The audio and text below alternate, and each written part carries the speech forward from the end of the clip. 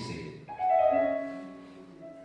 and I don't know if anybody caught this, but we often say, welcome to Abundant Life Ministries, where we are living life elevated.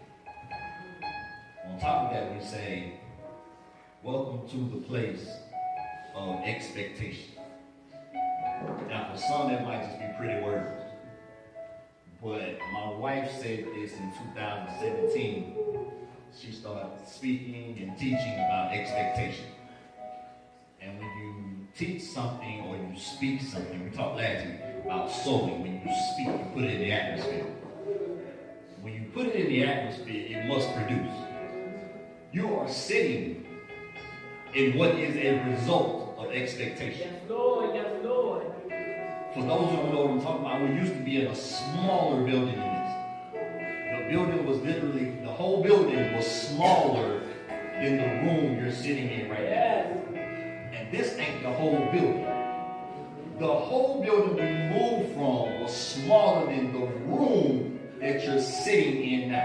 Yes, Lord. Yes, Lord. When we started saying to expect God to do certain things and putting a name on it and praying about it, sowing a seed on it, calling it out in prayer. When you expect God to do something, Scripture says, try me and see that I am God. When you put him on the spot, as we like to say, to see if he'll do the exceedingly, abundantly above all that you can ask and think. When you ask him to be God, he don't know nothing else but how to be God.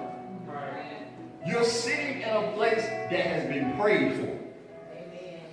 That's a physical example. The song said, give me you, everything else can wait. If not for believing in him first, the room, the building that you're sitting in is not possible. Okay, let's backtrack. The praise team said, give me you, everything else can wait. Hands start going up, tears start falling, people start worshiping. When you believe that he is who he say he is, whatever you're asking him to do, you already have it. Let me make it personal, just in case you're missing it. Samaj, whatever you're asking for, you have it. Elder Ronnie, whatever you're asking for, you have it. Evangelist Lisa, whatever you're asking for, you have it. Justice, whatever you're asking for, you have it. Brianna, whatever you're asking for, you have it. Jamisa, whatever you're asking for, you have it. Pastor First Lady, whatever you're asking for, you have it. Shaki, whatever you're asking for, you have it. Chandra, Tamia, Jayla, Chocolate, all y'all, whatever you're asking for, you have it. Because your mama said, give me you, everything else can wait.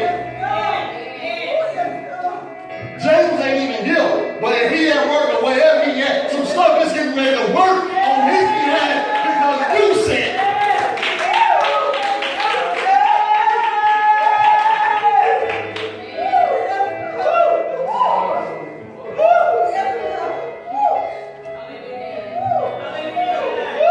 I don't even know what you're asking for. I don't even know what you're praying for. All I know is that when you say something like, God, give me you, everything else away, he has to move. The reason we say this is the place of expectation is because for the last 3 years, everything we asked God to do, he did that and then some.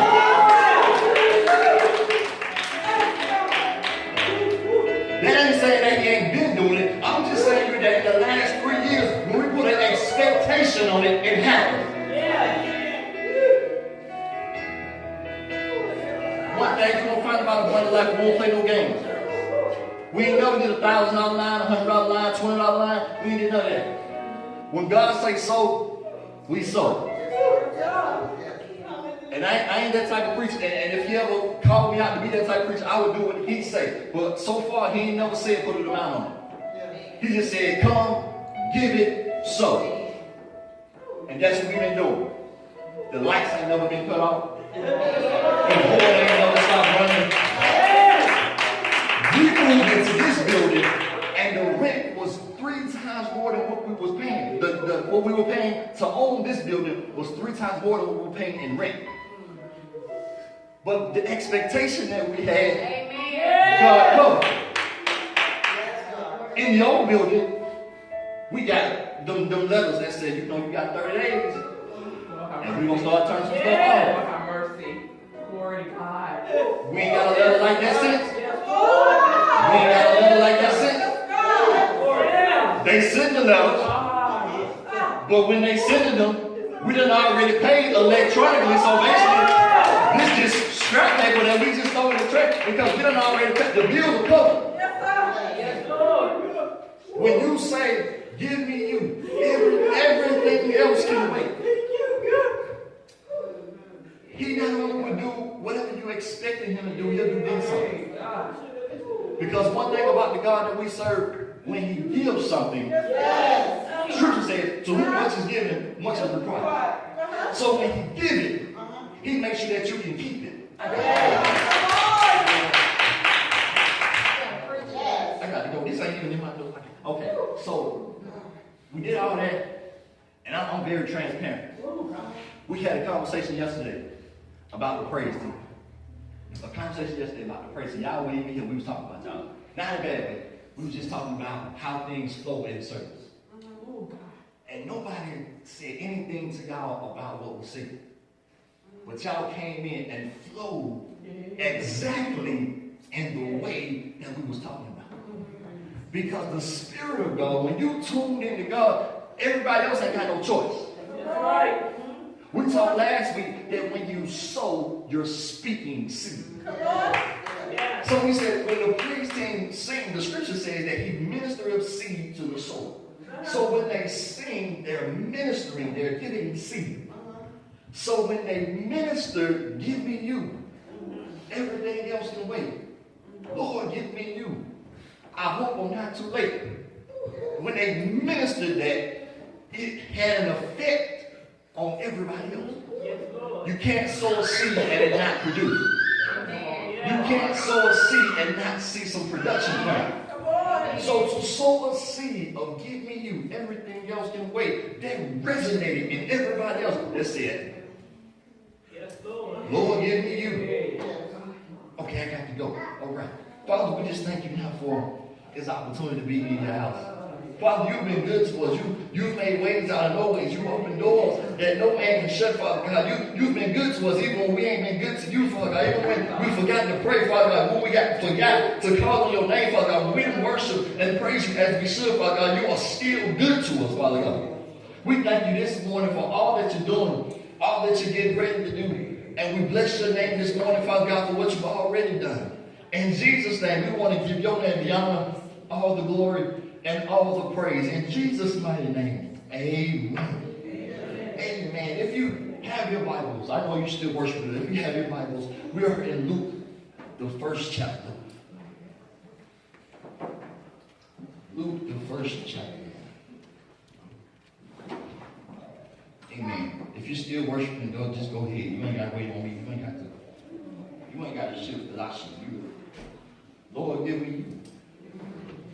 Everything else can wait. Luke, the first chapter.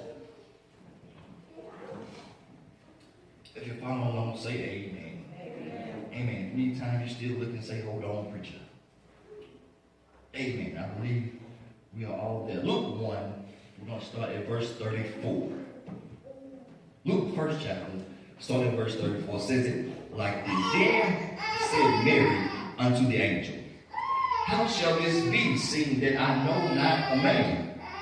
And the angel answered and said unto her, the Holy Ghost shall come upon thee, and the power of the highest shall overshadow thee. Therefore also the holy thing which shall be born of thee shall be called the Son of God.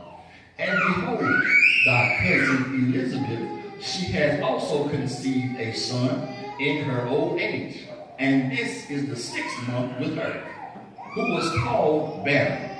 For with God nothing shall be impossible. And Mary said, behold, the handmaiden of the Lord, be it unto me according to thy word. And the angel departed from her. This morning, I'd like to continue from last week with this word is fertile. All right, now, come on, that this might be my first series. This word is fertile. Last week, pop quiz. I ain't gonna be out like that. Last week, we talked about the fertile word. The word of God is fertile. We said earlier, when you have seed and you plant seed, it must produce something. Yeah. So when I looked up the definition of the word fertile, it gave me 3 definitions. The word fertile was defined when dealing with land, a seed or an egg, or people. 3 definitions for one word.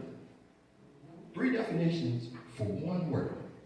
Fertile, it pertains to land or soil, says you're producing or capable of producing abundant vegetation or crops. I feel like a shout right there. Yep. That's right. The word fertile, in reference to a seed or an egg, says that you are capable of becoming a new individual. The word fertile, in reference to people, says that you're able to conceive young and to produce seed. This morning, last week, we kind of dealt a whole lot with the land. We talked about sowing seeds, speaking and sowing. We talked about how to sow and what it means to sow. We ain't gonna throw no seeds. They got mad at me last week. It was sunflower seeds everywhere. They said, we don't do this. Constantly, you're making the job hard, so we ain't got no seeds today. Sorry. So last week, we talked about sowing. Anybody remember this? Remember sowing? Yeah. How do we sow? With the word. The word. How do we sow the word? We speak it. We speak the word. So speaking the word is how we sow. So when God speaks to us, He's sown seed to us. He's given us seed. He's spoken to us, whether it be in prayer, whether it be ministering through song, or preaching the word. However God has spoken to us, He's given us seed. So now there's seed, there's word inside of us. When we speak, we release or we sow the seed. Where do we sow the seed? Where? No, where do we sow it? Somebody say soil. You plant it. You got a green thumb. You sow seed in the soil. But the soil is not soil as in dirt. We sow seed that comes out of us into the atmosphere. That is our soil. That is where we sow our seed. Again, so as we said earlier, when you sow seed, it must produce. When I speak the word that God has spoken to me, the word that He has ministered to me, He ministered seed to the sower. So He's giving me seed that makes me a sower. So when I speak it, I sow it into the atmosphere, and it must produce. In the building of expectation, we see production. This is Him producing. This is we spoke it into the atmosphere, and it produced. Okay, now watch it. Stick with it. I'm going somewhere. So fertile, in reference to the seed, says that you're capable of making a new individual. Scripture that we just read speaks about Mary being impregnated with our Lord and Savior Jesus Christ. Watch this. When Mary was impregnated with seed, she was given seed, but not by the traditional method. Trying to keep this PG-13 for all the young folk in the room. So Scripture says that in order to reproduce, you must know a man. Amen. You know a man. If you know him, you know, stick with you know him. You know him. That's how we reproduce. That's the traditional method of reproduction. You see how these babies run around. Somebody knows somebody. You know somebody. Okay, so that's how the reproduction takes place in the traditional sense. But when it came to Mary, she conceived. Not by traditional standards, because she never knew a man. The Scripture says this. It says, how can this be, Lord, when I never know a man? I ain't never did nothing. I ain't never back it up and dump it down. I ain't never back it up. I ain't drop it like it's hot. I ain't never done that. So I never known a man. So how is it that you're saying that I want to carry or conceive? Okay, see with it. So she reproduced, but not by traditional methods. Because the normal way of reproduction, the traditional way, says to do it one way. But when it came to Mary, it was an untraditional way. It was untraditional because it was a way that was not popular. It was a way that everybody else was not doing. So if we conceive in the traditional way, there's a standard. You conceive, you know somebody, you're pregnant for 9 months or so, you deliver, you raise your children, there is a traditional standard. But if you're going to conceive in an untraditional way, watch this. If you're going to do it untraditionally, that means that the path of your growth is not like everybody else. Yeah. The road that lays ahead of you is not like everybody else. You might be a Mary in your family because some things in your house are untraditional. Some things in your worship are untraditional. There's some things that you believe in the way you serve God that are untraditional from everybody else. Therefore, the way this happens to you, the way God speaks to you, the way God deals with you may not be like everybody else. Right. Because it's untraditional. We talked about the seed. And we get the seed from God. Scripture says that in the beginning was the Word, and the Word was with God, and the Word was God. If you skip to verse 14, it says, and the Word became flesh and dwelt among us. So then we know that the very Word of God is Him, God Himself. Yes, sir. And if He gives us seed, the Word, what He has given us is Himself. Come here, Jesus. So now, the scripture says that Mary conceived in an untraditional way because the angel spoke to her. You ain't catching this. He spoke the word. He gave her seed in an untraditional way. She said, how is this possible? And I never known a man. But what you don't realize is that when God speaks to you, you know him. You know him. You intimate with him. You know him in an intimate way because he ain't going to speak to you if he ain't going to spend time with you. And he ain't going to speak to you if he ain't going to go out of his way for you. When you date somebody, you do things that you don't normally do for everybody else. Or when you love on somebody, grandma said, when you courting somebody, you don't do for her or him what you do for everybody else. So if God takes time out to speak to you, he being intimate. Turn off the light. I got to go. You ain't ready for this. So when God spoke to her, when the angel spoke to her, he administered seed to her in an untraditional way. So when we talk about the seed and how we get the seed, it's important for us to understand that our words have power.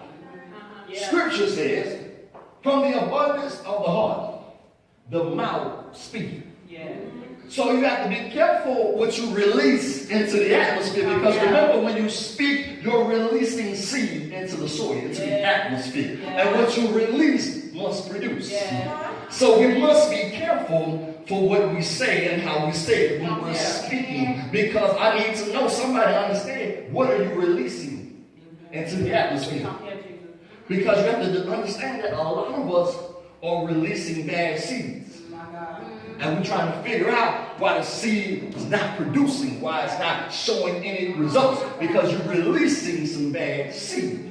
You're sowing some bad seed. A lot of us trying to figure out why my kid's so bad, but you keep telling them they ain't going to be no good, and you ain't going to never amount to that, they're going to be just like their dad. You're releasing bad seed. So why do we expect a spiritual or a different result when we're giving out bad seed? You can expect the child to be on their best behavior and you sowing. I hate my job. I hate this place. I don't never like to come up here. They get on my nerves. But then you wonder why you never get promoted. You are sowing bad seed. How do you expect to be promoted in a place that you dog and talk about from the time you hit the parking lot? Hate this church, can't stand this church. All they want is my money. Every time I come up here, all they want to do is shout. All they want to do is run. All they want to do is give me money. But then when something goes wrong with you up here crying and falling out, snotting out on the altar and trying to figure out why stuff don't change. But you. That's good. So, we're sowing bad seed. We have to develop the mindset that we're not just talking to be talking. The word tells us that from the abundance of the heart, the mouth speaketh. So what you're saying has some value. What you're saying, your words have power. You can't just be saying any of your thing because your words have power. Your words have the ability to tear stuff down, to build stuff up, to bless, to curse. Your words have power. So we have to be careful. Somebody say be careful. Be careful what you're releasing into the atmosphere or into the soil, because we'll get to the place where we'll get out of being untraditional and start living traditional. What's the difference? Preacher, let me break this down for you. Traditional is the world standard. They have a way of doing things, and because most people flock to this way, it's become the traditional standard. everything about Christ was untraditional because it didn't line up with what the world saw it to be. So we have to get to a place to where we can't be doing everything like everybody else doing. Because if the church is doing everything that everybody else doing, why are we looking for different results? If I'm acting traditional, if I'm walking traditional, if I'm talking traditional, if I'm doing as the world does, my result is going to be the same result that the world gets. So here's the problem. The church tries so hard to relate itself to the world. We're trying to bring the folk in and we want to minister folks. So we feel like we got to do what they do in order to get them in here. And then we say, well, once we get them in here, we'll change. It don't work like that. We work so hard trying to relate to the world that we end up removing the spiritual connection. And now instead of being spiritual, untraditional, we're traditional. We're just like everybody else. So the church was never meant to fit in. It was never meant to be traditional. Scripture says that the church was meant to be different, set apart, unlike the world. So why is it that church folk follow the world's example, but then we're surprised at worldly results? We're surprised when there's a scandal in the church. But we live and we act like the world who lives off scandal. We're surprised at shootings and attacks against the church, but when you live traditionally, the stuff that's normal out there becomes normal in here. There are people right now who are celebrities based off scandal. They ain't got no acting ability whatsoever. But if you're willing to sleep with a couple people, fight 2 or 3 people on national TV, you can be somebody. You can make some money. You can be what they call a reality star. And now we're surprised because all the church folks tune into Love and Hip Hop and the housewives of Atlanta and housewives of Orange County and everybody trying to be basketball wives. And now we confused because we're trying to figure out why it's scandal in the church. Because you adapted to a traditional and started celebrating a traditional way of living. And you brought it right on in the church. And now you're trying to figure out why all the deacons sleeping with everybody, why all the girls sleeping with everybody. You knew he was married, you knew she was married, and why is there scandal in the church? Because you brought it from out there. Traditional, the way of the world, you done brought it into an untraditional setting. We're trying to figure out why all of a sudden they shooting up churches. Because you're so traditional out there. That's standard, that's normal out there. They shoot and kill each other every day. We watch movies all the time. They call it an action-packed movie. What happens in an action-packed movie? Oh, get shot. You shoot up, the more bullets you got, the more shooting, the more bombs and cars blow up, the more exciting the movie is. And we've taken a traditional setting and slid it right on in the church. And trying to figure out why we got a lot of doors around here. Because a traditional attitude had made its way into an untraditional setting. So here's the problem. We celebrate tradition, the worldly ways. And when we do that, we remove the spiritual connection from God. I ain't talking about nobody. I'm just telling you how it is real talk. One of the most celebrated gospel singers right now is not famous for her voice or for her praises to God. She's celebrated. She's famous. She's in all the news feeds and social media and all that stuff based on scandal, drunkenness, sleeping with folk. Well, I don't know if that's true. That's what I heard. I don't know if she's single, but I do know she's drink a lot. She smoke a lot. And her most famous claim to fame right now is because she said, F the church. But before then, she was praising God, singing God, loved God. We celebrated her. We sung along with her. But now, tradition has grabbed a hold of one of what's supposed to be one of our own and ushered it right on in the church. And now confusion is set in. Scripture clearly states he's not the author of confusion. Confusion is set in. Discord, folk mad, just folk don't talk to each other, folk mad, folk kicking folk out of church, folk mad, and you having a rant rave on social media and all this other kind of stuff. That's tradition. Out there, that's what's celebrated. That's what they like. It used to be back in the day when stuff happened in church, if you weren't actually a part of it, you wouldn't even hear about it. Come here. You never heard about it. If somebody was having an affair, you wouldn't find out about it till the funeral. Come here. Right. Right. Because they were trying to figure out who's going to get something out of the will. Well, you know that's his son. Well, when did that happen? He's 40. We didn't never know. We never heard it. Because it wasn't popular to advertise or celebrate scandal. Old school preachers would preach all the time against gossip. But now, you rarely hear somebody preach against gossip. Because most of the folk behind the pulpit gossiping with everybody else. I'm just telling like this. Come here. So now, you can't preach against something that you're doing. Come here, Jesus. Traditional stuff has made its way in an untraditional setting. So how is it that we're expecting something different? You're going to have to use a different course of action in order to get some different results. There's a normal way of doing things, the traditional way, but it's only normal because a lot of people do it. That's why it's considered the standard, because many people do it. But the scripture plainly tells us that the way in Christ is narrow. Broad is the road to destruction. But the way in Christ is narrow. Ain't many people doing it the right way. Watch this. Let me break down. Get ready to go.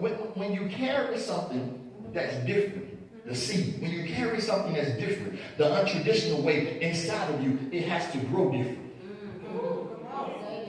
Understand that growth is a process. I said growth is a process.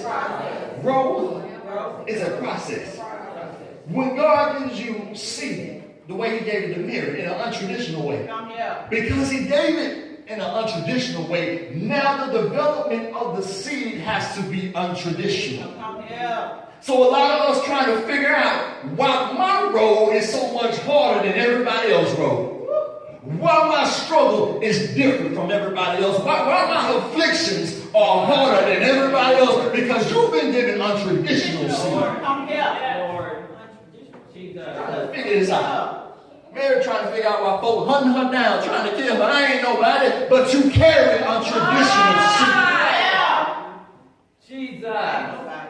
They ain't even a manager. And they getting on my nerve at their job. They getting on me. They talk about me. They pregnant me. I ain't even a manager.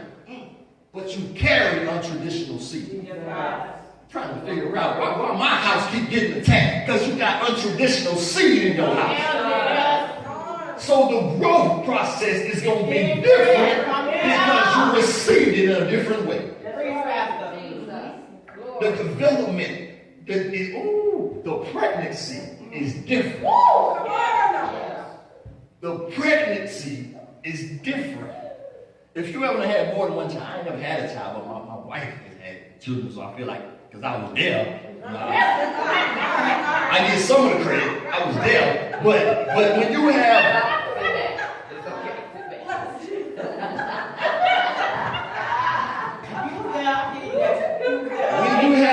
multiple children, every pregnancy is different. Your feet swell different. Your blood pressure acts different. Sometimes you grow hair, sometimes you lose hair. Sometimes your weight, it fluctuates. You gain a certain amount with this one, but with this one, wait a minute. The dress sizes are different. Okay, so every pregnancy is different. I'm trying to help somebody understand that when you inherit untraditional seed, the pregnancy is different. Because there are some pregnancies you just walk on through. You still be exercising while you're pregnant. You still be wearing heels while you're pregnant. But then there be some pregnancies you just got to take those shoes off. You got to take them off and pop them up. There's a difference in the pregnancy. So when you inherit the untraditional seed, because the word is so fertile, the pregnancy is different. The way you grow is going to be different from everybody else. See, some folk came in church, they threw their hands up, they threw all on them, and that was it. Some of us came to church, left the church, came back to church, left the church, came back to church, was smelling like weed, left the church, came back to church, was drinking a little bit in the night before, smelling like weed, and you left the church. Some of us left the church, came back with a baby, left the church, came back with 2 babies, and some of us, the process was different. Yes, God. Trying to figure out why my growth's so different, because you got some untraditional seed in you. Come on now. One of them ain't have to go through this. One of them ain't have to do it like this. But why my road so different? Because the growth process of the untraditional seed makes the process different. The word is fertile. We know the word is God. It's holy. It's not like anything else. So the road that I want to have to travel is not going to be like everybody else. I cannot measure the growth spiritually by the world's standard. Because I'm sowing in an untraditional way, I can't measure my spiritual success compared to the world's success. Because I'm sowing in an untraditional way, I can't measure my success based off what everybody else do. I can't measure the success of the church based off the size of the church. Because it ain't like everybody else. I can't measure the success based off the timing or the result like everybody else.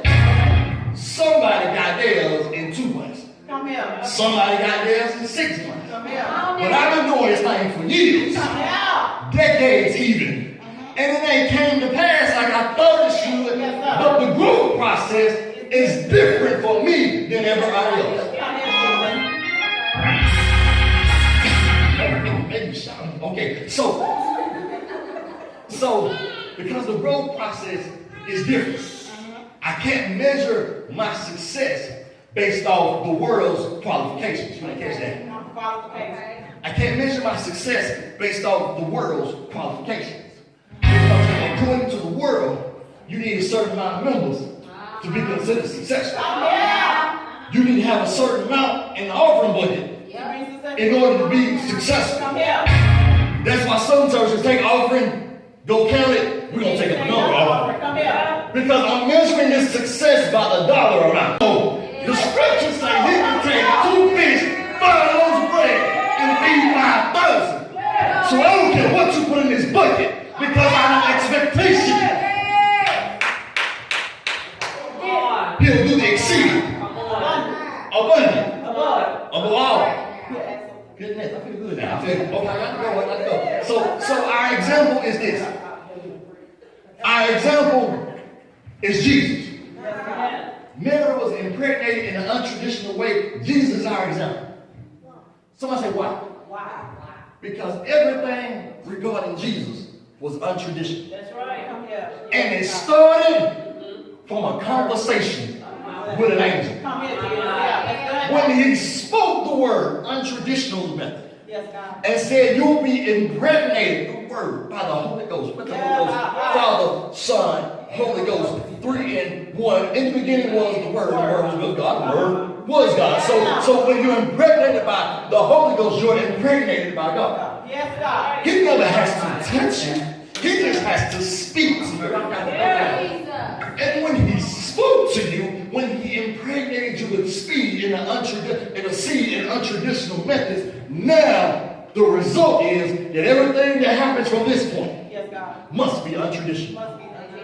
Jesus is our example because everything regarding him was untraditional. If you don't believe me, go back and read the scripture. The scripture says that because he was so untraditional, because the seed was sown in such an untraditional way, that he was able to do things that the religious leaders thought was wrong. But in actuality, it was right. We should have known that based off the way the seed was sown, that Jesus was going to be different. Depending on the seed, if you know something about planting flowers, if you know something about planting vegetables, depending on the seed, depends on how you tend to it. Depends on how you develop it. Because depending on what type of seed it is, depends on what type of attention you get. Life after pregnancy has to continue in an untraditional way. We have evidence. Jesus being our example of how untraditional he was. impregnation took place in Mary, the Word. But Scripture says that Jesus, in his untraditional methods, was able to speak to the storm. And the storm, and the wind, and the seas obeyed. His disciples looked amongst themselves and said, what manner of man is this? That even the wind and the seas obey him. This is untraditional. Scripture said that a man came to Jesus and said, come quick, my son is dying. Jesus said, I ain't about to go nowhere. He said, what you do is you go home. Because your son shall live. He spoke healing and never had to leave his location.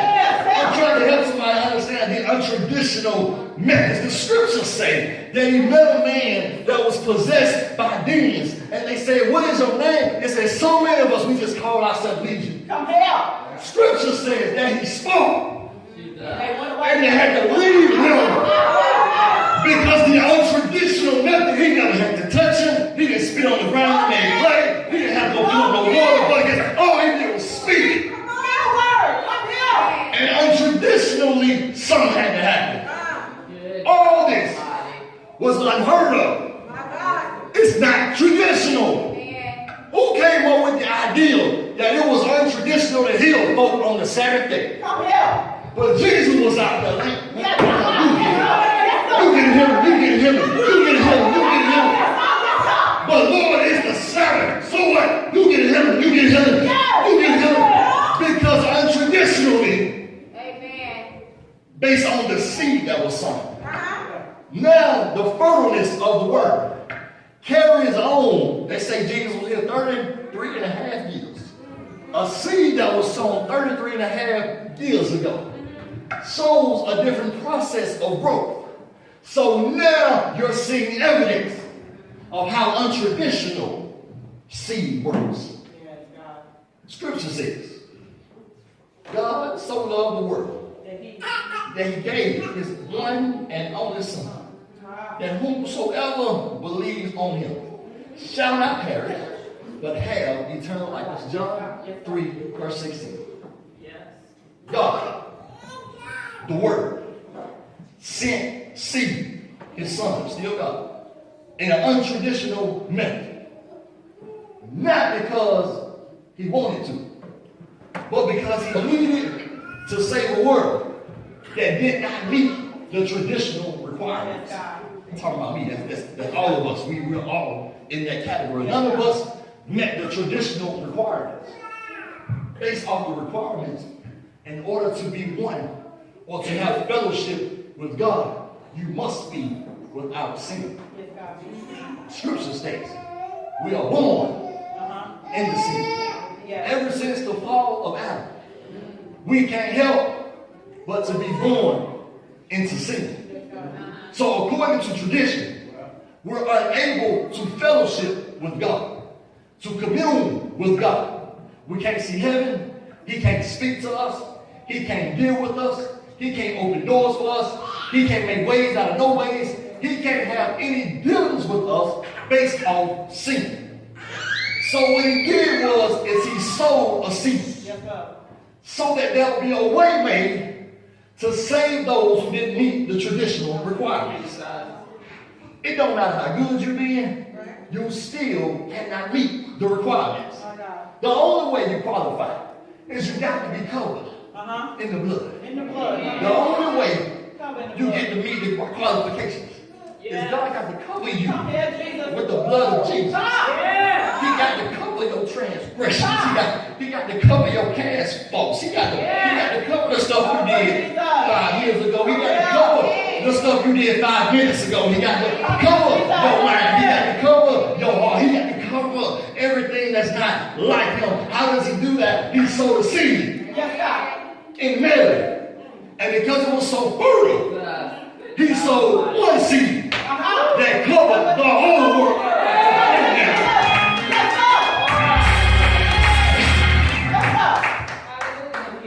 God sowed a seed. Let's backtrack. We said that the word fertile was defined in 3 parts. Talking about land, a seed or an egg, and people. In regards to a seed, it says that it's something that's capable of making a new individual. finna go. I'm done. I promise I'm done. The word fertile, the definition says capable of making a new individual. Since none of us meet the requirements, God had to sow seed. Yeah. And the seed that he sowed was for us in Mary. And he sowed it because he wanted to make us new. The blood makes us new. Watch this. The scripture says that the seed, talking about Jesus, the seed said, behold, this is what he told Mary, behold, I make all things. Wait, catching this. The definition of fertile in regards to a seed is you're capable of making a new individual. God sowed the seed, Jesus, in Mary. The seed was released into the atmosphere. Come on, and when the seed released into the atmosphere and began to grow, the seed had production. On the way to the cross, the seed looked at mother and said, Mother, behold, I made the seed. I made all things new. In other words, I'm fulfilling my definition. Yes, God. Yes, God. Seed is capable of making a new individual. So the seed that God sowed was able to make things new. In the scripture, 2 Corinthians 5:17 says, therefore, if any man be in Christ, he is a new creature. All things, that's the traditional stuff, are passed away, and behold, all things have become new.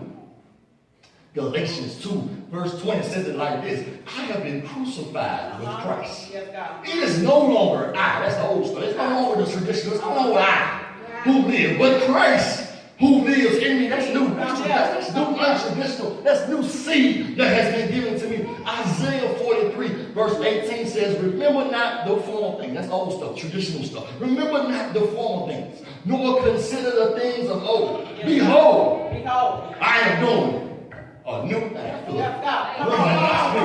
Ezekiel 11 verse 19 says it like this, and I will give them one heart and a new spirit. I will put within them. I will remove the heart of stone from their flesh and give them a heart of flesh. Let's do that they may walk in my. That they can walk in my statutes and keep my rules and obey them. That's new. That's new stuff. New stuff. Watch this. Last one. Ephesians 4. Verse 22 through 24. To put off the old self, which belongs to your former manner of life, and it is corrupted through deceitful desires, and to be renewed in the spirit of your mind. Put on the new self, created after the likeness of God in true righteousness and holiness. If a new seed has been sown, you ain't got no choice but to produce some new stuff. I'm trying to help somebody understand. Because your road is different, your growth process is different based off untraditional seed. Even though it's different, even though it's harder, even though it's untraditional, it still has to produce. And when it produces, according to the definition of the word fertile, it must produce a new individual. You got to speak some things into your existence. In other words, you got to sow. We said it last week. You got to speak and sow. In order to make some things new, you got to start sowing some new seed.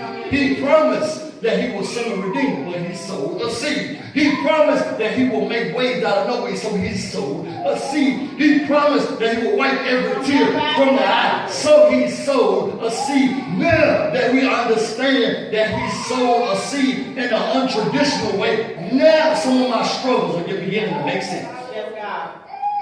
Now, some of the things that I had to endure on my path begin to make sense because I'm involved in an untraditional method. My God. There's untraditional seed in me. Therefore, I can't operate like everybody else. Right. Therefore, I'm not going to reach my destiny the way everybody else does. My purpose is different. My meaning in life is different because I've been given untraditional seed. And because the word, the seed, is fertile, it must produce some untraditional new stuff. If the word is so fertile, you ought to understand that not only does he give seed to the soil, we said this last week, he gives seed to the soil. That means if he gave you seed, you qualified to sow. Yes. He wouldn't give you seed if you were not capable of sowing.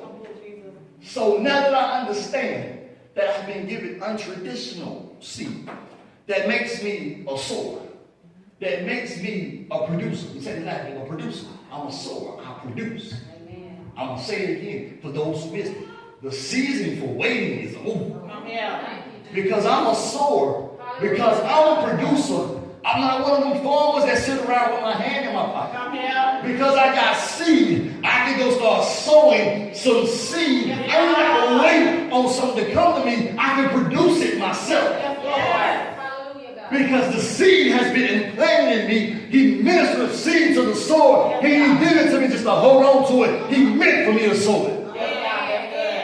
He meant to see production. He meant to see it grow. That was the whole purpose of him sowing in Mary. Because you ain't going to see it today. But 33 years from now, you understand. Yes, God.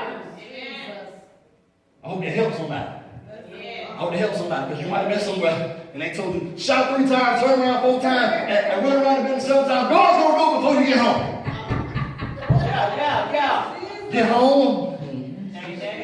Come here. Look like it did when I left it. All these bills still on the table and more bills in the mailbox and my bank account don't look no different. It looked the same.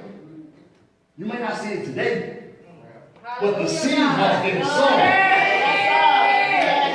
And if the seed has been sown, it must produce. It must come to pass. So I might not get it this week, but I'm going to go ahead and praise this week. Because I don't know when it's going to hit, but when it do,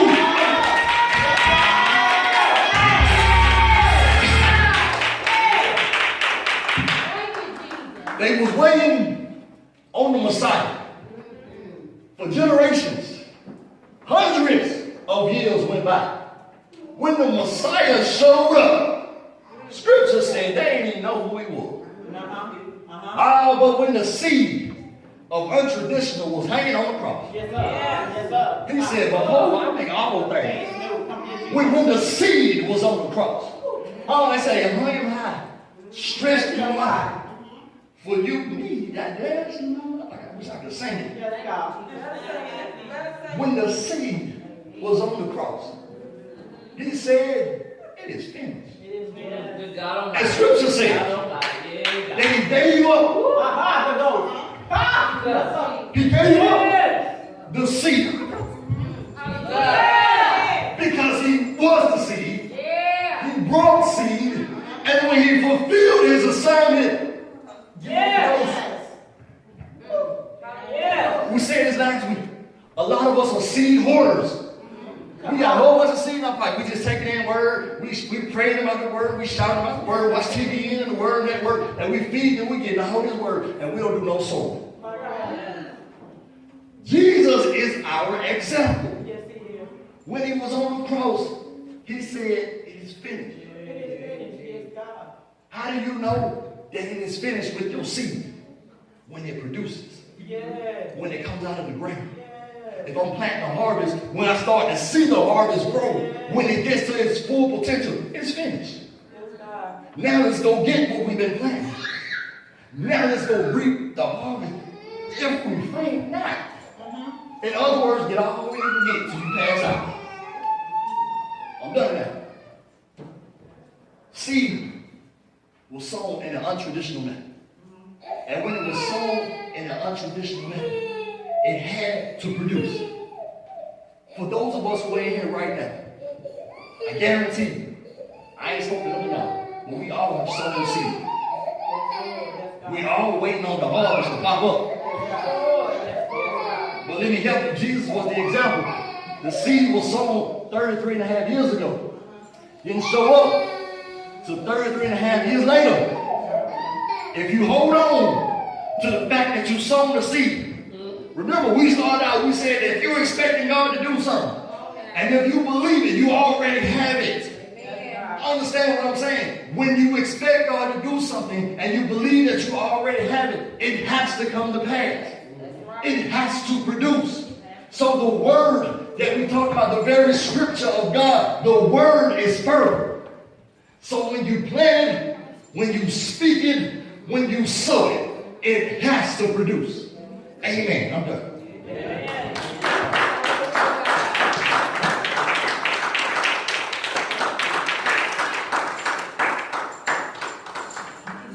So the scriptures say he can take 2 fish, 5 loaves of bread, and feed 5,000. So I don't care what you put in this bucket, because I have expectation. He'll do the exceeding, abundant, above all. Goodness, I feel good now. I feel okay. I go. So our example is this. Our example is Jesus. Mary was impregnated in an untraditional way. Jesus is our example. Somebody say why? Why? Because everything regarding Jesus was untraditional. That's right. Come here. And it started from a conversation with an angel. Come here, Jesus. Yeah, When he spoke the word, untraditional method, yes, God. and said, you'll be impregnated, the word, by the Holy Ghost. What's the Holy Ghost? Father, Son, Holy Ghost, 3 in 1. In the beginning was the Word was with God, the Word was God. So when you're impregnated by the Holy Ghost, you're impregnated by God. Yes, God. He never has to touch you. He just has to speak to you. And when he spoke to you, when he impregnated you with speed in a seed in untraditional methods, now the result is that everything that happens from this point Yes, God. must be untraditional. Must be. Jesus is our example because everything regarding him was untraditional. That's right. If you don't believe me, go back and read the scripture. The scripture says that because he was so untraditional, because the seed was sown in such an untraditional way, that he was able to do things that the religious leaders thought was wrong. Yes, God. But in actuality, it was right. Yeah. We should have known that based off the way the seed was sown, that Jesus was going to be different. Depending on the seed, if you know something about planting flowers, if you know something about planting vegetables, depending on the seed, depends on how you tend to it. Depends on how you develop it. Yeah. Because depending on what type of seed it is, depends on what type of attention it gets. Yeah. Life after pregnancy has to continue in an untraditional way. My God. We have evidence. Jesus being our example of how untraditional he was. Impregnation took place in Mary, the Word. But Scripture says that Jesus, in his untraditional methods, was able to speak to the storm. And the storm, and the wind, and the seas obeyed. His disciples looked amongst themselves and said, what manner of man is this? Come here. That's That even the wind and the seas obey him. This is untraditional. Yeah. Scripture says that a man came to Jesus and said, come quick, my son is dying. Jesus said, I ain't about to go nowhere. He said, what you do is you go home. Because your son shall live. Come here. He spoke healing and never had to leave his location. I'm trying to help somebody understand the untraditional methods. The scriptures say that he met a man that was possessed by demons. And they said, what is your name? It says, so many of us, we just call ourselves Legion. Come here. Scripture says that he spoke. They went away. And they had to leave him. Because the untraditional method, he never had to touch him. He didn't spit on the ground, he made clay. He didn't have to go no water buckets. All he did was speak. And untraditionally, something had to happen. All this was unheard of. It's not traditional. Who came up with the idea that it was untraditional to heal folk on the Sabbath day? Come here. But Jesus was out there like, you get him. But Lord, it's the Sabbath. So what? You get him. Because untraditionally, based on the seed that was sown. Now, the fertileness of the word carries on. They say Jesus was here 33 and a half years. A seed that was sown 33 and a half years ago shows a different process of growth. So now you're seeing evidence of how untraditional seed works. Scripture says, God so loved the world that he gave his one and only Son, that whomsoever believes on him shall not perish, but have eternal life. That's John 3, verse 16. God, the Word, sent seed, his Son, still God, in an untraditional method. Not because he wanted to, but because he needed to save a world that did not meet the traditional requirements. I'm talking about me, that's all of us. We're all in that category. None of us met the traditional requirements. Based off the requirements, in order to be one or to have fellowship with God, you must be without sin. Scripture states we are born in the sin. Ever since the fall of Adam, we can't help but to be born into sin. So according to tradition, we're unable to fellowship with God, to commune with God. We can't see heaven. He can't speak to us. He can't deal with us. He can't open doors for us. He can't make ways out of no ways. He can't have any dealings with us based on sin. So what he did is he sowed a seed so that there will be a way made to save those who didn't meet the traditional requirements. It don't matter how good you've been, you still cannot meet the requirements. The only way you qualify is you got to be covered in the blood. The only way you get to meet the qualifications is God got to cover you with the blood of Jesus. He got to cover your transgressions. He got to cover your past faults. He got to cover the stuff you did 5 years ago. He got to cover the stuff you did 5 minutes ago. He got to cover your mind. He got to cover your heart. He got to cover everything that's not like him. How does he do that? He sowed a seed in Mary. And because it was so fertile, he sowed one seed that covered the whole world.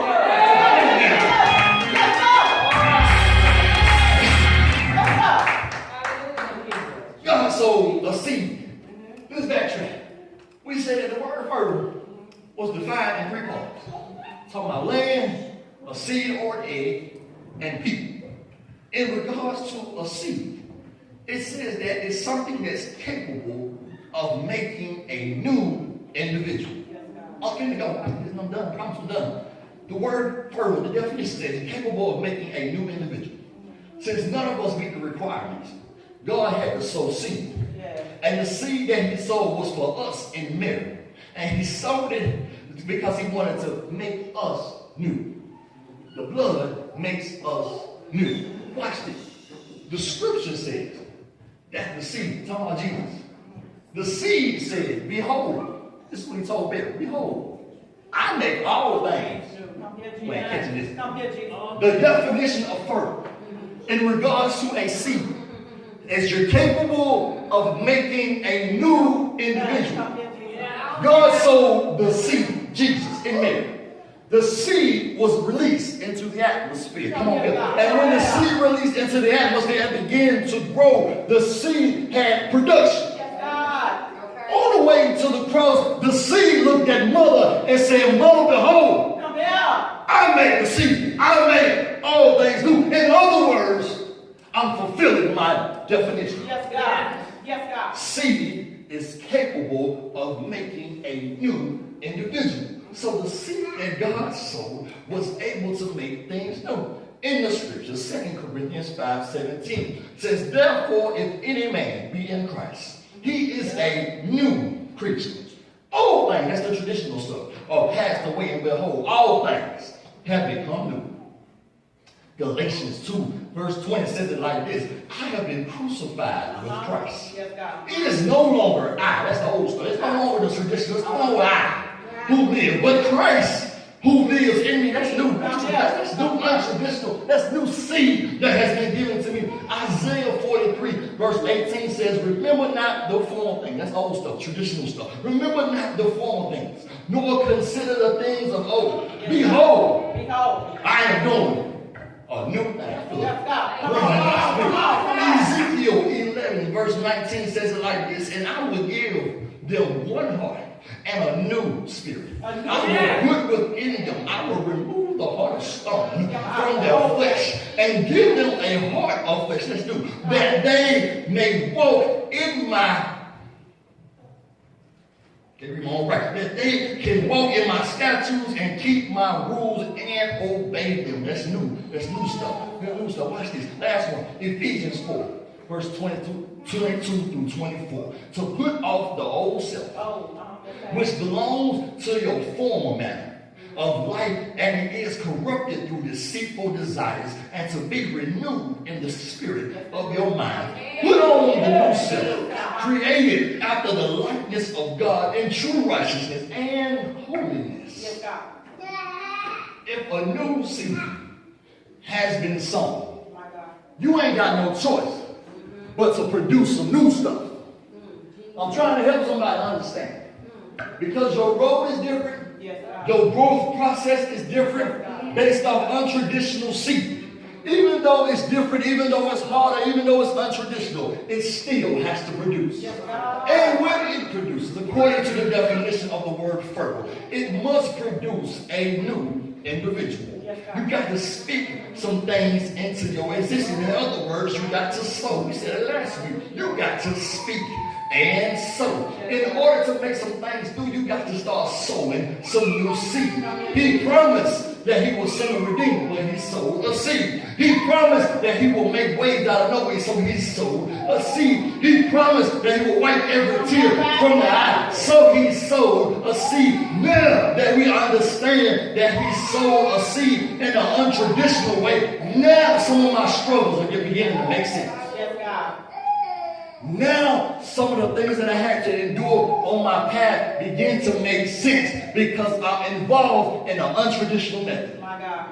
There's untraditional seed in me. Therefore, I can't operate like everybody else. That's right, Lord. Therefore, I'm not going to reach my destiny the way everybody else does. Yeah. My purpose is different. My meaning in life is different because I've been given untraditional seed. That's good. And because the word, the seed, is fertile, it must produce some untraditional new stuff. If the word is so fertile, you ought to understand that not only does it give seed to the soil, we said this last week, he gives seed to the soil. That means if he gave you seed, you qualified to sow. Yes. He wouldn't give you seed if you were not capable of sowing. So now that I understand that I've been given untraditional seed that makes me a sower, that makes me a producer. We said it last week, a producer. I'm a sower. I produce. Amen. I'm going to say it again for those who missed it. The season for waiting is over. Yeah. Because I'm a sower, because I'm a producer. I'm not one of them farmers that sit around with my hand in my pocket. Come here. Because I got seed, I can go start sowing some seed. I don't have to wait on something to come to me. I can produce it myself. Yes. Because the seed has been implanted in me. He ministered seed to the soil. He didn't give it to me just to hold on to it. He meant for me to sow it. He meant to see production. He meant to see it grow. That was the whole purpose of him sowing in Mary. Because you ain't going to see it today. But 33 years from now, you understand. Yes, God. I hope that helps somebody. I hope that helps somebody. Because you might have been somewhere and they told you, shout 3 times, turn around 4 times, and run around the building 7 times. God's going to go before you get home. Yeah. Get home. Come here. Look like you did when I left it. All these bills still on the table and more bills in the mailbox. And my bank account don't look no different. It looked the same. You may not see it today, but the seed has been sown. And if the seed has been sown, it must produce. It must come to pass. So I might not get it this week, but I'm going to go ahead and praise this week. Because I don't know when it's going to hit, but when it do,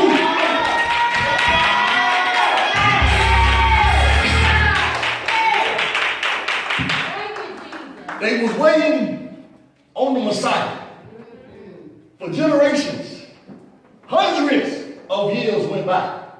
When the Messiah showed up, Scripture said they didn't even know who he was.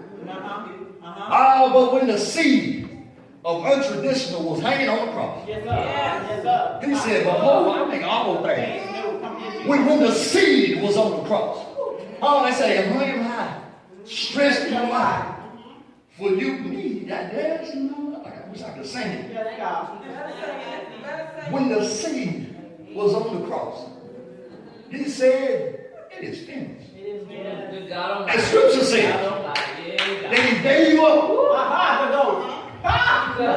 He gave up the seed. Because he was the seed. He brought seed. And when he fulfilled his assignment, we said this last week. A lot of us are seed hoarders. We got a whole bunch of seed in our pipe. We just take it in word. We pray about the word. We shout about the word. Watch TV in the word, that word. And we feed and we get the whole word. And we don't do no sowing. Jesus is our example.